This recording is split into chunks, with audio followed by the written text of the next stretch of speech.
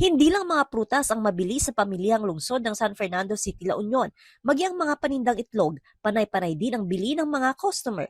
Isa rin kasi ito sa mga pangunahing sangkap sa mga handa sa nalalapit na pagsalubong ng bagong taon. Kaya isa rin sa bumili ng stock si Marilyn. Mami, saan gagamitin yung itlog? Ang leche flan namin. Maaga na kayong bumili. Bakit Oo. po? Para iwas sa Siksikan. siksikan. Okay, sapat na yan. Hindi pa. Pero bukod sa pagkain, ang itlog, lucky charm din.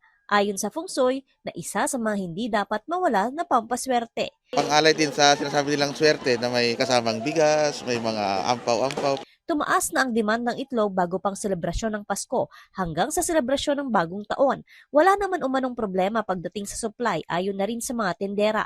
Matatandaang nung mga nakarang taon, nagkaubusan ng supply ng itlog sa mga palengke dahil na rin sa kakulangan ng supply. Pero hindi naman daw ito mararanasan ngayon. Kailangan nila yan pang araw-araw din. Stable lang, same pa rin po sa dati, hindi naman po tumaas. Pero ngayon, after New Year nga, unexpected nga. Baka maibusan kayo hangat Hanmat ma'am. Mayat mo ti supply ti itlog tata mamadumot.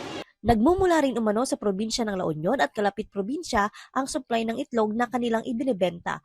Wala ring pagtaas sa presyo. Ang kada piraso ng small size nasa 8 pesos and 50 centavos, 9 pesos ang medium size, 10 pesos ang large, 11 pesos ang jumbo at 7 pesos ang piwi. Joan Punsoy, Balitang Solid North.